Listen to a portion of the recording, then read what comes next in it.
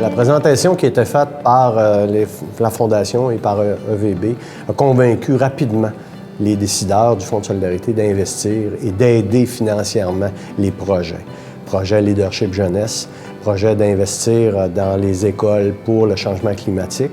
Il y a le volet aussi du transport, qui est non négligeable parce qu'on sait que le transport durable a une importance de plus en plus grandissante. Et là-dessus, le Fonds de solidarité, dans ce troisième aspect-là, a donné de l'importance aux deux premiers, bien sûr, mais dans le troisième, c'était une continuité, si je peux dire, de ce qu'on fait déjà au Fonds de solidarité pour les employés. Les jeunes aujourd'hui, dans l'implication qu'ils ont au niveau du développement durable, est d'une importance capitale. On comprend qu'il y a trois volets. Il y a le volet environnemental, social et économique. Mais je pense que les jeunes aujourd'hui doivent comprendre que ce qui se passe aujourd'hui a un impact sur ce qui va se faire demain. Les EVB qui sont tributaires de ces messages-là, puis il faut continuer dans ce sens-là. Dans les grands enjeux de développement durable, l'ensemble du personnel qui encadre les jeunes dans les établissements scolaires qu'on a au Québec se doit d'être mobilisé pour sensibiliser les jeunes, puis ça l'est aujourd'hui, de plus en plus.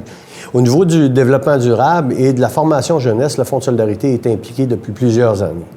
À chaque année, le Fonds de solidarité subventionne des jeunes en emploi, qui fait en sorte que ces jeunes-là ont une rémunération. Donc, sur le plan social, sur le plan économique, il y a des volets qui sont assurés.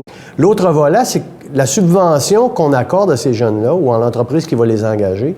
Il y a une obligation pour le jeune de suivre une formation. Mais durant ces 2 journées de formation-là, il y a beaucoup de discours qui se font sur l'implication du développement durable. Mais tout le volet économique aussi.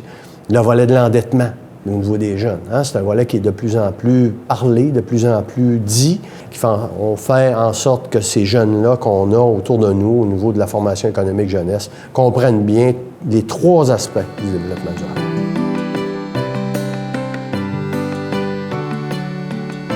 Dans les investissements qu'on fait au Fonds de solidarité, il y en a, je dirais, plusieurs investissements qui sont faits dans le cadre de développement durable, mais principalement au niveau d'une compagnie, Solifor, qui travaille dans le secteur forestier, qui est assermentée, accréditée FSC.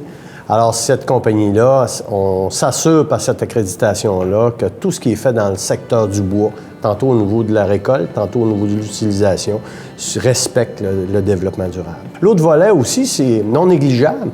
Tous les investissements qui sont faits pour le Fonds de solidarité dans les 2439 entreprises dans lesquelles on investit, il y a un bilan social qui est fait. Et dans ce bilan social-là, il y a un côté de vérification au niveau du respect de l'environnement.